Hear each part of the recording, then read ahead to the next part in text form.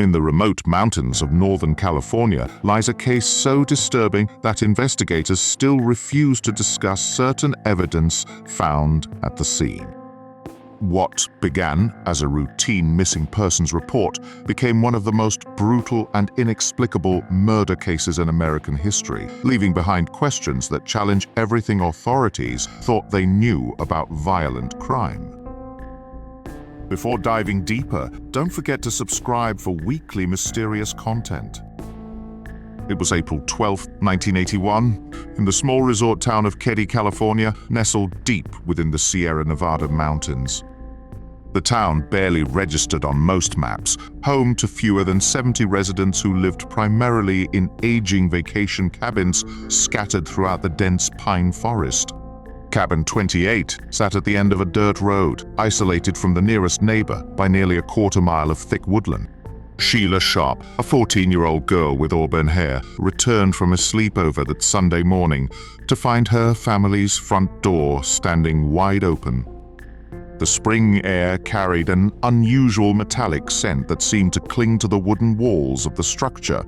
As she stepped inside, calling for her mother, the floorboards creaked under her feet with a sound that seemed amplified in the unnatural silence. What Sheila discovered in the living room defied comprehension. Her mother, Sue Sharp, a 36-year-old woman who had moved the family to Keddie seeking a fresh start, lay brutally murdered alongside her 15-year-old son John and his 17-year-old friend Dana Wingate. The scene suggested violence so extreme that seasoned investigators would later describe it.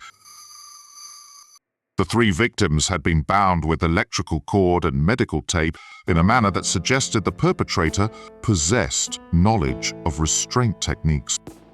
Each had suffered multiple blunt force trauma from what appeared to be a hammer and knife wounds that followed no random pattern.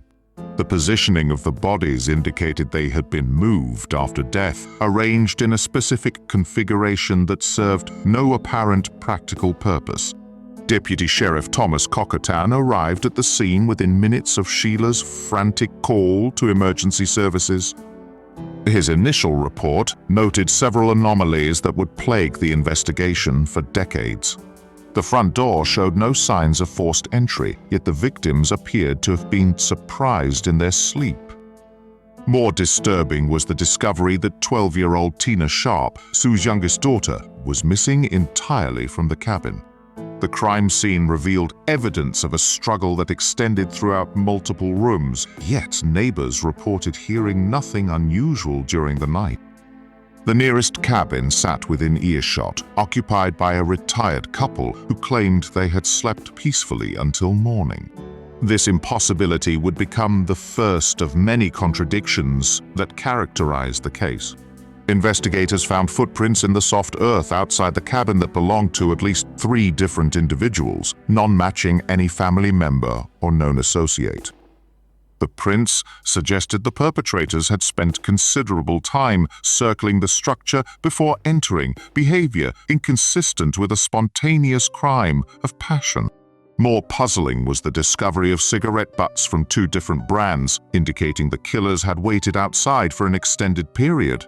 The brutality inflicted upon the victims suggested personal motivation, yet nothing of value had been taken from the cabin. Sue Sharp's purse remained untouched, containing over $200 in cash. Jewelry and other portable items lay undisturbed throughout the residence. The killers had focused entirely on the occupants themselves, displaying a level of rage that seemed disproportionate to any known motive. Martin Smart, a neighbor living in cabin 26, became an early person of interest in the investigation. The 42-year-old man had been drinking heavily the night of the murders and could provide no coherent account of his whereabouts. His wife Marilyn reported that he had returned home in the early morning hours with scratches on his face and arms, claiming he had fallen while walking in the forest. More suspicious was Smart's companion that evening, John Boobed, a drifter in his 70s who had been staying in the Smart cabin for several weeks. Boobed possessed a violent criminal history and had been heard making threatening remarks about the Sharp family in the days preceding the murders. Both men failed polygraph examinations, yet physical evidence linking them to the crime scene remained frustratingly elusive. The investigation took a darker turn when authorities discovered that Tina Sharp had not simply fled during the attack. 3 years later, her skeletal remains were found 50 miles away in Camp 18, a remote logging area accessible only by unmarked forest roads. The location suggested intimate knowledge of the surrounding wilderness, pointing to someone familiar with the region's most isolated areas. The condition of Tina's remains revealed she had survived the initial attack on her family, living for an unknown period before her death. This realization transformed the case from a brutal home invasion into something far more sinister. The 12-year-old girl had been kept alive for reasons investigators could only speculate about, then transported to a location where her body would likely never be found. Forensic analysis of the crime scene yielded evidence that would baffle experts for decades. Blood spatter patterns indicated the killers had spent hours inside the cabin after the murders, behavior that defied conventional understanding of such crimes. Typically, perpetrators flee immediately after committing violence, yet these individuals had lingered in the presence of their victims. Even more disturbing was the discovery of a hammer embedded in the cabin's wall, driven so deep into the wooden beam that investigators required specialized tools to extract it. The force necessary to achieve such penetration exceeded what most individuals could generate, suggesting either multiple attackers working in coordination or someone possessed of unusual physical strength.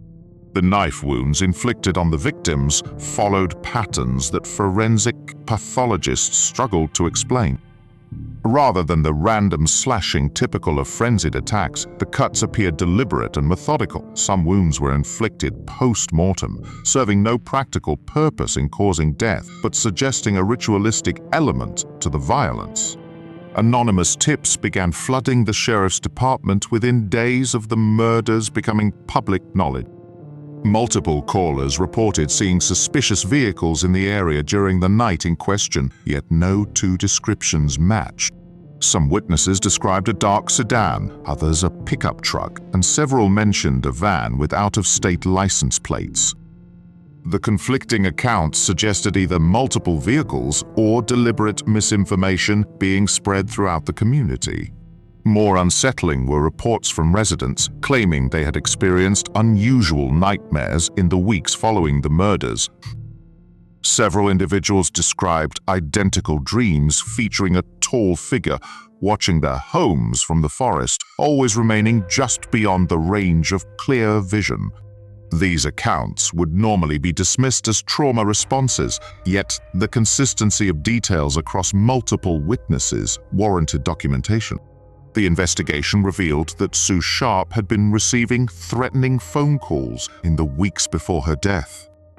The caller, described as having a gravelly male voice, had made references to events from her past that suggested personal knowledge of her history. Phone records from the period showed numerous calls to the Sharp residence from untraceable numbers, indicating sophisticated planning on the part of the perpetrator. Local residents began reporting strange occurrences throughout Keddie in the months following the murders. Motion sensor lights activated without apparent cause, pets refused to enter certain areas of the forest, and several families reported finding their doors standing open despite being certain they had secured them before sleep. The atmosphere of fear that settled over the community extended far beyond normal reactions to violent crime. The case files contained witness statements that investigators struggled to reconcile with physical evidence. Multiple individuals claimed to have seen lights moving through the forest near Cabin 28 during the night of the murders, yet no flashlights or similar devices were found at the scene. The lights were described as having an unusual blue-white color that differed from standard artificial illumination. Decades later, advances in DNA technology offered new hope for solving the case. Evidence collected from the crime scene underwent modern analysis, revealing genetic material from multiple unknown individuals. The results confirmed that at least 3 people had been present during the murders, yet the profiles matched no one in law enforcement databases. The DNA evidence also revealed something that challenged investigators' understanding of the timeline. Genetic material found on Tina Sharp's clothing indicated she had been in contact with her attackers for an extended period, possibly weeks rather than days. This discovery suggested a level of premeditation and planning that elevated the case beyond a simple murder into something approaching organized predation. What do you think explains the presence of multiple unknown individuals at the Keddie cabin that night? And why were their identities never discovered despite decades of investigation? Share your theories in the comments below and subscribe to explore more cases where the evidence raises more questions than answers.